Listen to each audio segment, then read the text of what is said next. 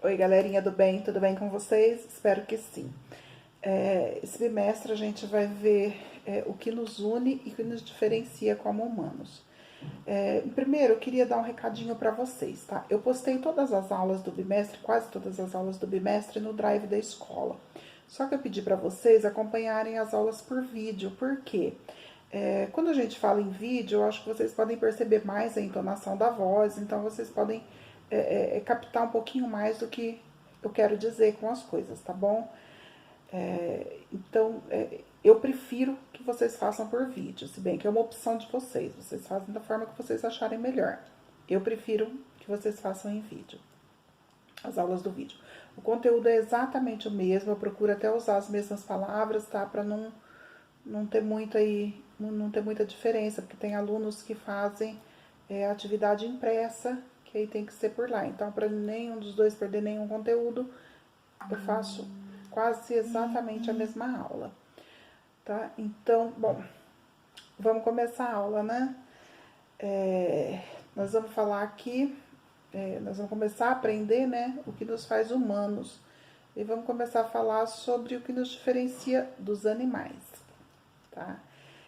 Muitos de vocês devem achar que a única diferença do ser humano para os animais é a inteligência. O ser humano é inteligente, o animal não.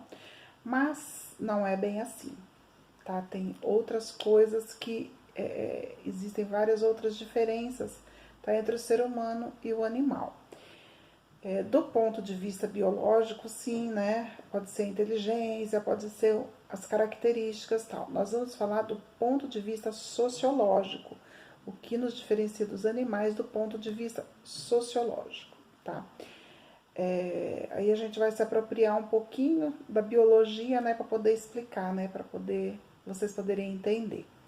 Tá? Os animais, eles nascem, crescem e vivem na natureza, ou seja, eles estão completamente adaptados para o meio em que eles nasceram, para o meio em que eles vivem, né, na natureza. Lá eles se reproduzem, eles se defendem, eles vivem basicamente de instinto. Tá? O animal ele já nasce pronto para aquele meio. Tá? Ele não precisa de nenhum artifício para se adaptar a esse meio, para conseguir sobreviver a esse meio. Tá? Ele já nasce prontinho ali, preparadinho. Tá? Por exemplo, o nascimento, né, de um animal. Pelo menos todos os que eu conheço, ou quase todos, eles já nascem sabendo andar. Até na maioria eles já nascem com dentinho. Os peixes já nascem sabendo nadar, né? A mamãe peixe não precisa ir ali ensinar eles a nadarem. Eles já sabem, eles já nascem nadando. Eles já nascem fazendo isso. Tá? E como a gente já nasce respirando, eles já nascem nadando. O outro já nasce andando. Ou seja, tudo é instinto. Eles já nascem prontinhos ali no instinto. Um camelo, né, quando ele está no deserto, quando ele nasce lá no deserto, ele nasce já pronto para aquilo ali, para o calor, para a falta de água, para tudo aquilo. Então, o ser humano não. O ser humano, apesar dele ter alguns instintos, a gente não está adaptado ao meio em que a gente vive. A gente não nasce preparado para viver com a diversidade do meio ambiente, por exemplo. Então, nós somos obrigados a conhecer o meio em que a gente vive, aprender a viver naquele meio, tá? Sobreviver naquele meio. Até dando um exemplo aí do camelo, né, que eu dei, em comparação com o ser humano, o ser humano, ele até pode viver no deserto, tá? Existem seres humanos que vivem no deserto, só que eles precisam de vários artifícios para isso, diferentemente do camelo, né? O camelo não precisa de nada. Ele nasceu, tá ali bonitinho, com as corcovazinhas, né? Ele não precisa nem de nada. Já o ser humano, ele vai precisar de um monte de artifício para poder viver no deserto, né? Para o corpo do ser humano aguentar o calor. Veja bem, a gente mesmo, né? Quando a gente, aqui, né? Jundiaí, Campo Limpo e tal, quando faz um mínimo calor, a gente já corre, já liga ventilador, né? O camelo não precisa disso, né? O camelo vive aí dias, né? Não sei quantos, né? Vocês vão ter que perguntar para a professora de biologia, sem água. O ser humano não. Qualquer coisinha, gente. Walter, Walter, Walter, eu quero Walter, me dá Walter. Que foi, gente? Vocês não sabem o que é Walter? A professora Lenina ensinou que é Walter, não, é água, gente. Água em inglês, Walter. Olha, vou falar, viu? Fazer uma reclamação pra professora Leni, ela não tá ensinando pra vocês inglês direito, não, hein? Falar isso aí pra ela, viu? Walter é água, gente. Pergunta pra ela pra vocês verem. Falar pra elas ensinar pra vocês o que é Walter. Eu disse que meu inglês era bom, gente. Vocês não acreditam que meu inglês é bom? Voltando à aula, gente, é brincadeira, hein? Vocês sabem que Walter não é água, não, né? O que acontece, na verdade, nesse caso, é que o ser humano, ele não se adapta ao meio, né? Ou seja, ele... Como que eu vou explicar isso pra vocês? Ele tem que lançar mão de artifícios para ele se adaptar ao meio. Ou seja, ele faz com que o meio se adapte a ele, né? De certa forma. A partir do momento que eu pego um ventilador, ponho ali, eu estou fazendo aquele meio se adaptar a mim. E eu não estou me adaptando a ele, né?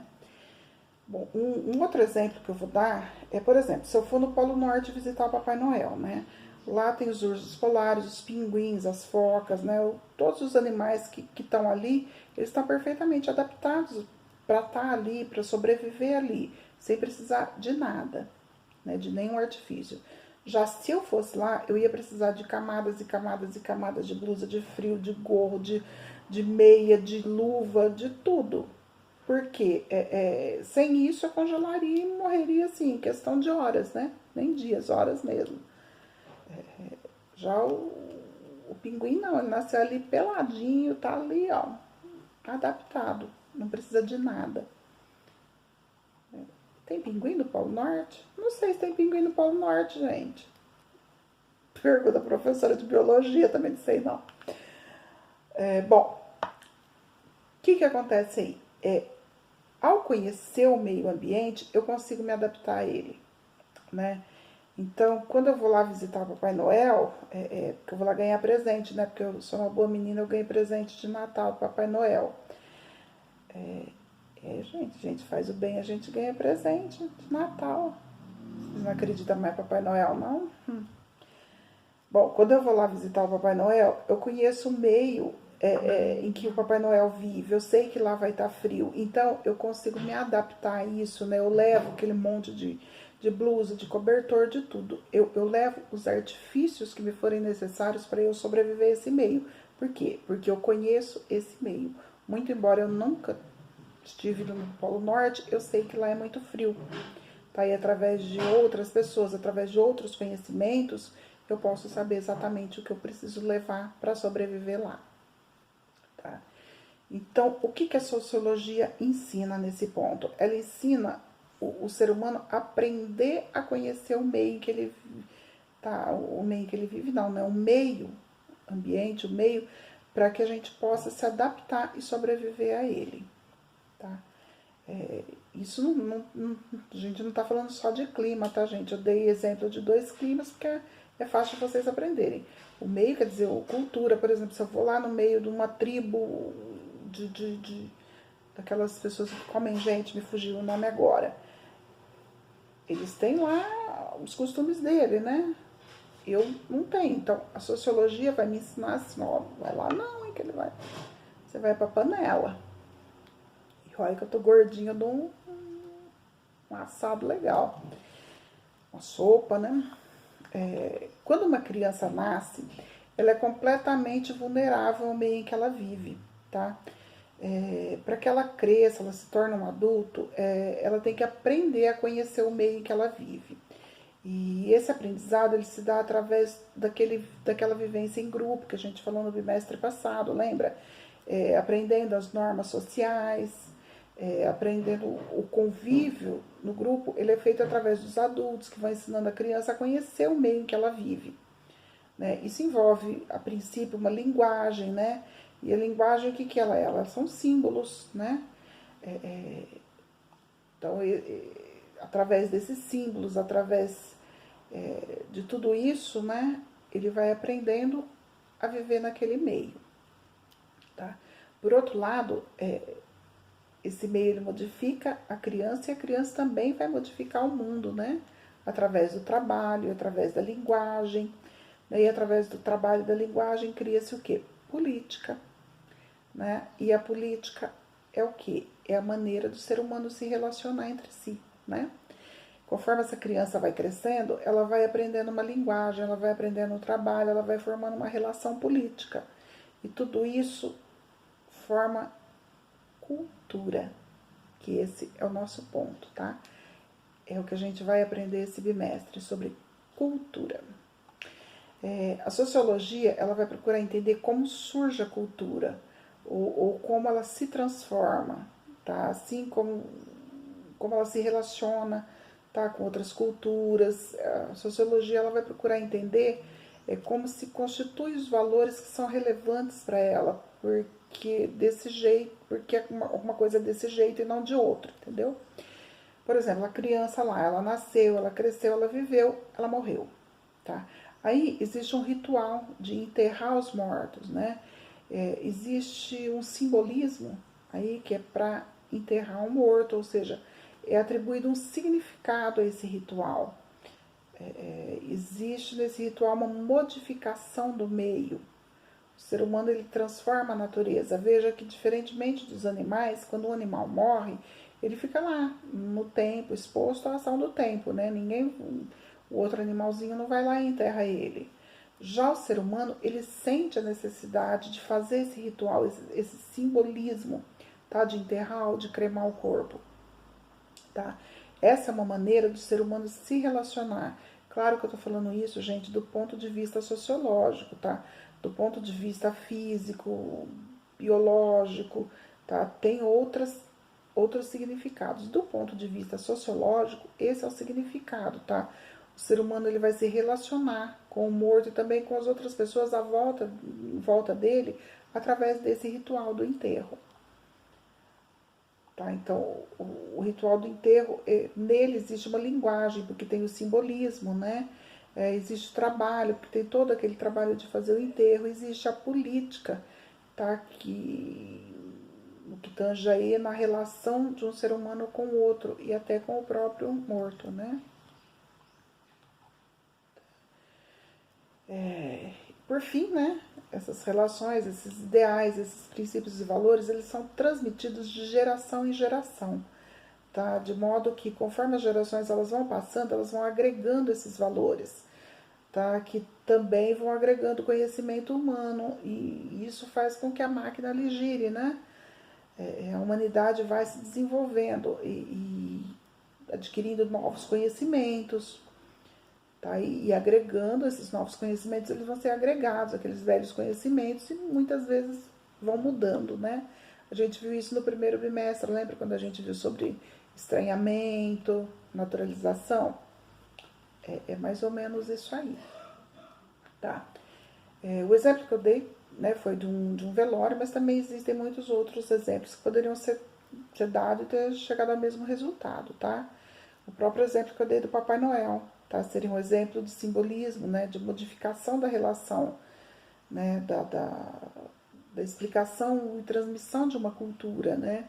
O fato de existir um Papai Noel é uma espécie de cultura, tá? A gente vai ver o que é isso aí no decorrer do bimestre, tá?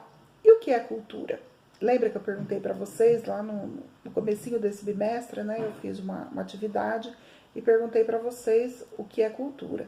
Se vocês não responderam ainda, né? Perderam a primeira atividade e quiserem responder, me fala que eu mando novamente para vocês. Tá? Então, o que é cultura? Tá? Quando a gente pensa em cultura, vem à nossa cabeça um evento artístico, um grau de estudo de uma pessoa. Ou é comum se ter como ideia de cultura aquela pessoa que é mais tem maiores conhecimentos, né? Quando uma pessoa é mais estudada, dizem que ela é mais culta, né? Quando ela sabe palavras diferentes, né? Muitas palavras, aquela pessoa é muito culta, tá? Se você pensa assim, você tá certo. Porém, não é só isso, tá? Não é apenas isso, tá? Isso nós vamos ver agora, daqui para diante, a gente vai ver o que é cultura. Quando eu penso em arte, teatro, televisão, cinema, ou quando eu penso em grau de estudo, essas coisas, o que ela tem em comum para ser chamado de cultura? Então a gente vai ver tudo isso, tá? A palavra cultura, ela vem do latim colere, tá? Essa palavra, ela significa cuidar ou tomar conta de alguma coisa.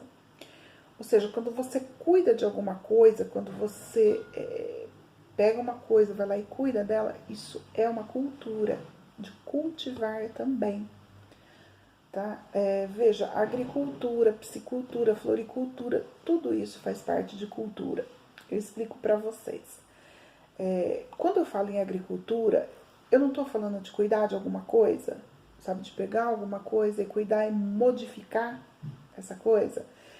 Por exemplo, quando eu falo sobre uma plantação de cana, um canavial, eu não vou lá pegar a cana, plantar ela, eu não vou regar ela, não vou adubar ela, né, para que ela cresça e eu possa utilizar ela. Vou, né? Quando eu falo de piscicultura, eu não vou construir um tanque de peixe, eu não vou alimentar esses peixes, vou tratar eles para quando eu puder colher eles, né? Pescar, né? Eles de forma quando eles já estejam grandes e bons para consumo. Então, nesse contexto, o que é cultura ou o que é colere? Se você pegar algo que está na natureza, algo da natureza, e cuidar dessa coisa, você vai cultivar essa coisa, isso é cultura, tá? E por que essas coisas são cultivadas? Né? Por que eu não deixo lá na natureza e simplesmente colho lá? Porque eu preciso melhorar essas coisas para o meu consumo. Porque na natureza, essas coisas elas não dariam os melhores frutos, os melhores peixes, né? As melhores flores, né? Então elas são cultivadas, elas são cuidadas, elas são tiradas da natureza e colocadas em um ambiente em que eu vou cuidar delas, tá bom? Para que a sua qualidade seja maior. Por exemplo, quando tá lá uma goiabeira na natureza, eu vou lá, colho uma goiaba, o que ela tem? Um bichinho, ou pior, ela tem meio bichinho quando eu como ela. Quando você compra no supermercado, não tem esse bichinho. Por que não tem esse bichinho? Porque ela foi cultivada, né? Ela foi ali preparada para que não tivesse esse bichinho, para que esse bichinho não chegasse até ela. Né? Então você percebe que de certa forma, que dessa forma, né? Não de certa forma, que dessa forma o homem ele transformou a natureza. Né? Ele pegou aquela cana, aquela goiabeira que estava lá, ele trouxe um determinado espaço, cuidou dela e transformou em algo melhor, né? Para o consumo. E o que a agricultura tem a ver com artes? O que a floricultura tem a ver com grau de estudo? O que a piscicultura tem a ver com tudo isso? Da mesma forma que o homem ele transforma esses alimentos, essas flores, esses peixes, ele transforma a natureza humana através da cultura. Da mesma forma, né? A cultura ela é uma forma que o homem encontra de transformar a natureza do próprio homem, ou seja, de transformar a própria natureza. Eu falei para vocês um trecho do Gordon Sheldon, tá? Da evolução cultural do homem. Eu gostaria que vocês, se preciso for, até me peça por escrito que eu mando e prestem bastante atenção, tá?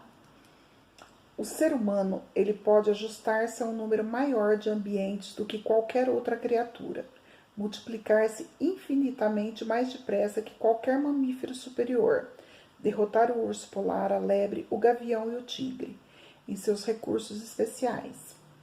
Tá? Pelo controle do fogo e pela habilidade de fazer roupas e casas, o homem pode viver e vive e viceja, tá? Desde os polos da Terra até o Equador. Nos trens e automóveis que constrói, pode superar a mais rápida lebre ou avestruz. Nos aviões e foguetes, pode subir mais alto que a águia. E com os telescópios, podem ver mais longe que o gavião. Com as armas de fogo, podem derrubar animais que nem um tigre ousaria atacar. Mas fogo, roupas, casas, trem, automóveis, aviões, telescópios e armas de fogo não são parte do corpo do homem.